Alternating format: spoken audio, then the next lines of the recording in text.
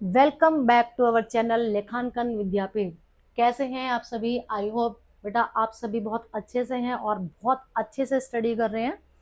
आपकी स्टडी को और ज़्यादा इजी बनाने के लिए हम लोग आपके लिए लेकर आए हैं लेखांकन विद्यापीठ नाम का चैनल, जो कि आपको सब्सक्राइब करना है।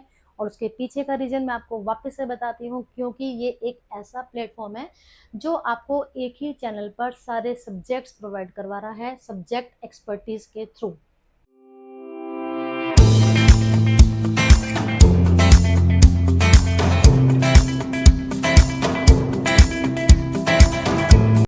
I am Ritu Sharma from Lekhankan Vidyapeeth and having 18 plus years of experience in my teaching field. तो बेटा जैसे कि आप लोग जानते हैं, हम लोग आज यहाँ पर बायो का chapter this is life process इसके बारे में पढ़ रहे हैं और ये हमारी सेकंड वीडियो है। फर्स्ट वीडियो में हम लोगों ने ऑटोट्रॉफिक न्यूट्रिशन के बारे में पढ़ा, साथ साथ में हमने फोटोसिंथेसिस को थोड़ा सा समझा, जिसमें हमने फोटोसिंथेसिस के इवेंट्स को पढ़ा था। इसके बाद हम बात करेंगे इस वीडियो में फोटोसिंथेसिस के लिए जो रिक्वायर्ड मटेरियल हैं उनकी प्रेजेंस को कैसे प्रूव करें कि वाकई में ही वो जो मटेरियल्स हैं हमारे वो रिक्वायर्ड हैं, या हम लोग सिर्फ थ्योरेटिकली पढ़ते आ रहे हैं। तो देखिए बेटा स्टार्ट करते हैं। मैंने आपको पहले भी कई बार बताया है कि हमारा जो साइंस सब्जेक्ट है उसको हमें क्या चाहिए, एविडेंस देने पड़ते हैं, है ना। ऐसा नहीं है कि मैंने कोई भी बात आपको ऐसी वर्बली बता दी और आप मान लोगे, मुझे उसको प्रूव करके दिखाना है।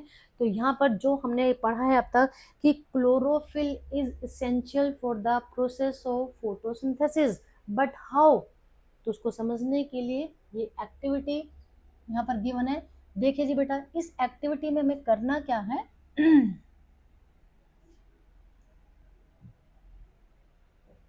इस एक्टिविटी में हमें क्या करना है बेटा, हमने एक पोर्ट्रेट प्लांट लिया जिसकी वेरीगेटेड लीव है।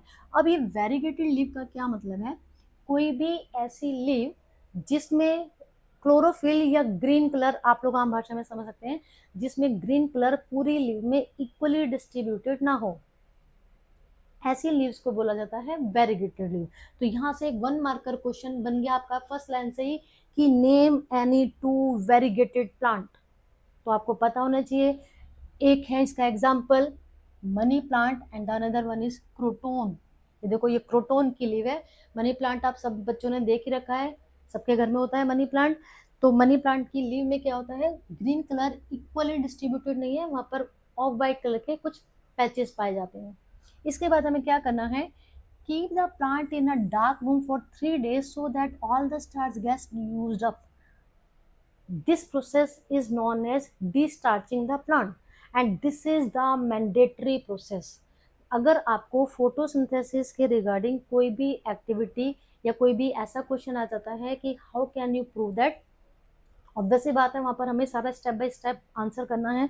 तो वहाँ पर हमारा फर्स्ट स्टेप यही होगा कि हमें प्लांट को क्या करना है, उसको मिनिमम 24 आवर्स टू 72 आवर्स हमें डार्क रूम में रखना है, ताकि जो प्लांट ने ऑलरेडी फोटोसिंथेसिस के प्रोसेस के थ्रू अपना फूड बनाकर स्टोर करके रखा हुआ है, उस फूड को वो क्या कर ले, यूज अप कर ले, ताकि अब हम एक नए तरीके से चेक कर सकें कि क्या अभी फोटोसिंथेसिस का प्रोसेस हुआ है या नहीं।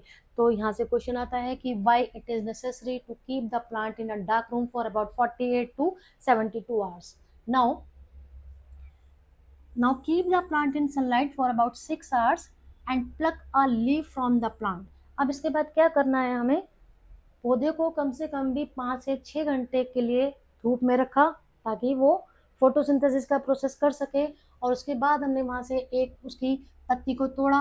पत्ती को तोड़ने के बाद हम क्या करेंगे, उसको ट्रेस कर लेंगे। अभी आप लोग आगे देखेंगे कि ट्रेसिंग के पीछे भी एक हमारा मेन पर्पस है, क्योंकि यहाँ पर हमने लीव कैसे लिए है, वेरीगेटेड लीव लिया है। इसमें क्लोरोफिल जो है वो इक्वली डिस्ट्रीब्यूटेड नहीं है। तो ट्रेसिंग के पीछे का मेन पर्पस है कि जब हम इसको ट्रेस कर रहे हैं तो मुझे ये याद रहे कि भाई मेरे इन इन एरियाज में क्लोरोफिल था। Now dip the leaf in boiling water for a few minutes. अब इस लीफ को हमने वाटर के अंदर बॉईल किया and after this emerge it in a beaker containing alcohol. इसके बाद हमने इस लीव को जिसके अंदर एल्कोहल प्रेजेंट है पहले से उस बीकर के अंदर डाल दिया। यहाँ से क्वेश्चन बेटा आता है, carefully place the above beaker in a water bath and heat till the alcohol begins to boil. अब यहाँ से जो क्वेश्चन है हमारा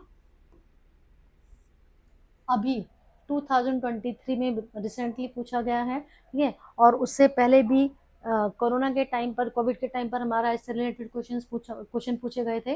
तो यहाँ पर ये जो बात आती है कि हमने पहले पत्ती को क्या किया, प्लग किया, उसके बाद हमने पहले वाटर के अंदर और फिर हमने उसको अल्कोहल वाले बीकर के अंदर डाला, और अब इस बीकर को हमने क्या किया, वाटर बाथ जिसके अंदर की हमने ऑलरेडी पानी ले रखा है वहां पर रखा।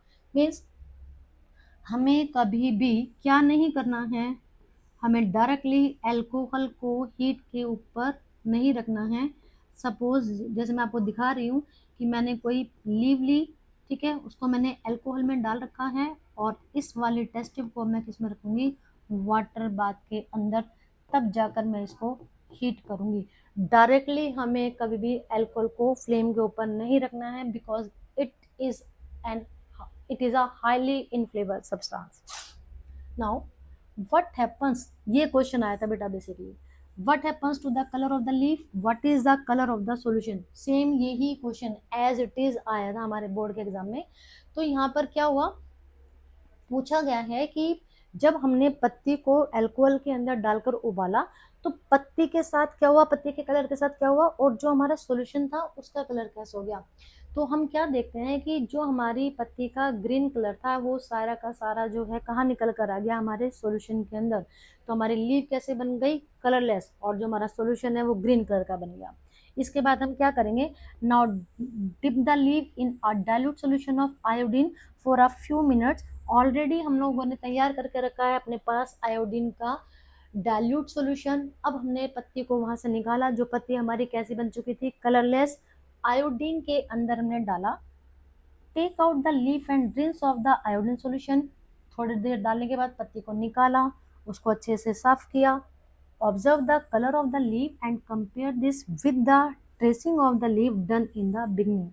अब देखो 6 ऑनवर्ड्स हम लोग एक बात पढ़ते आ रहे हैं, वो क्या, कि it is a fact if starch is present there, अगर कहीं पर स्टार्च प्रेजेंट है और इस स्टार्च के ऊपर मैंने डाली आयोडीन जो कि येलो कलर का सॉल्यूशन है, तो ये हमें कौन सा कलर देता है, ब्लू ब्लैक कलर।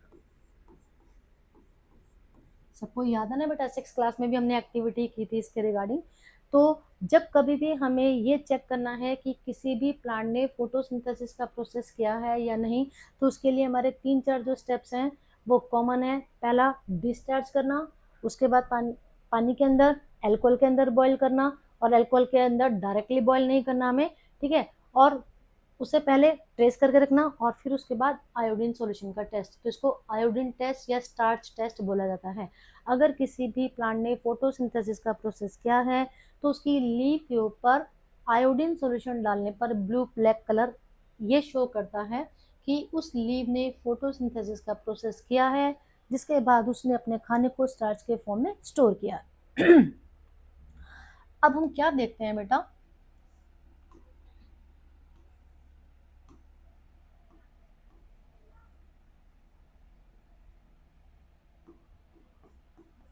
हम क्या देखते हैं, बहुत ही एक मैजिक सी बात है कि ये जो हमारी पत्ती थी जहां पर स्टार्टिंग में ग्रीन कलर था, ठीक है, जब हमने इसको ट्रेस करके रखा था और जब हमने आयोडीन सॉल्यूशन डाला, तो आप क्या देख रहे हो, सिर्फ उन्हीं एरियाज के अंदर ब्लू कलर आया।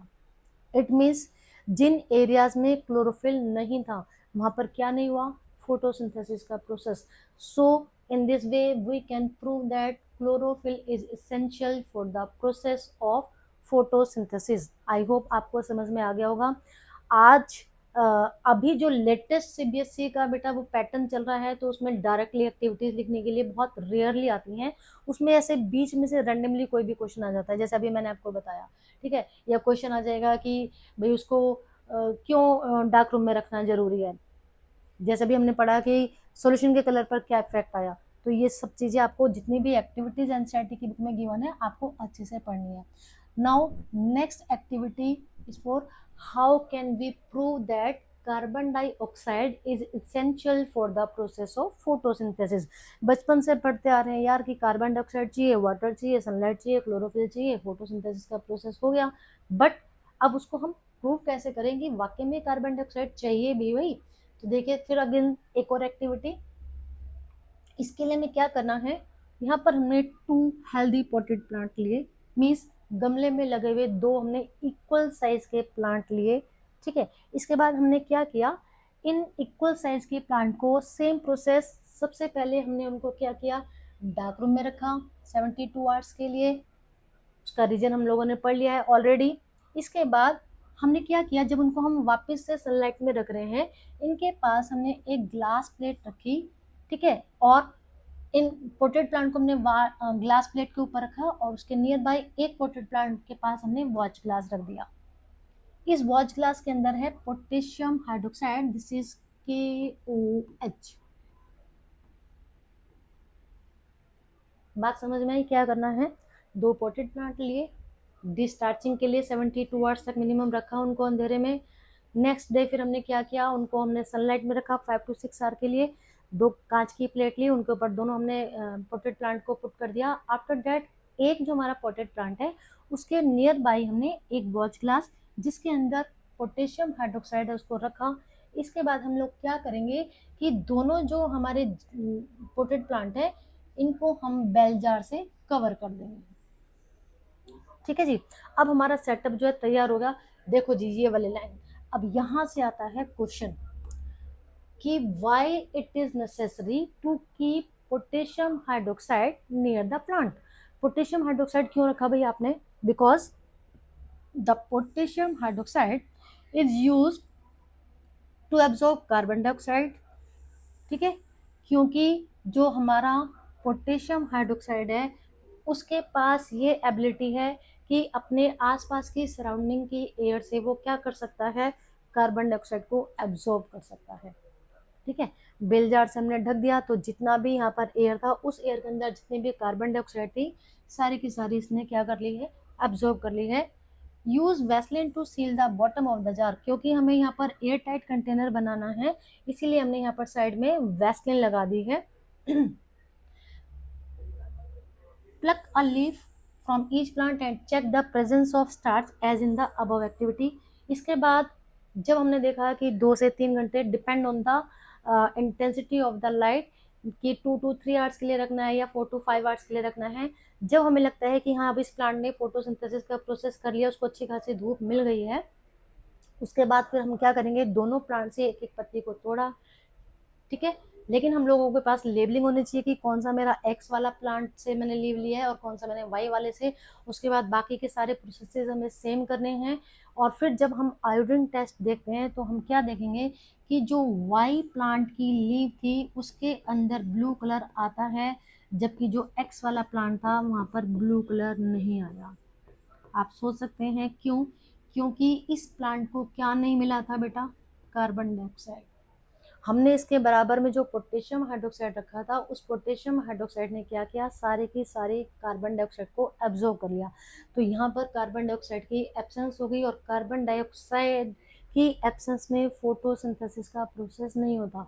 देखो जी सनलाइट भी अवेलेबल है, क्लोरोफिल भी अवेलेबल है, all the raw materials are present except carbon dioxide. So, in the absence of carbon dioxide, the process of photosynthesis will not occur। यहाँ पर photosynthesis का process हुआ ही नहीं है, तो क्या conclusion निकला जी, CO2 is necessary for the process of photosynthesis।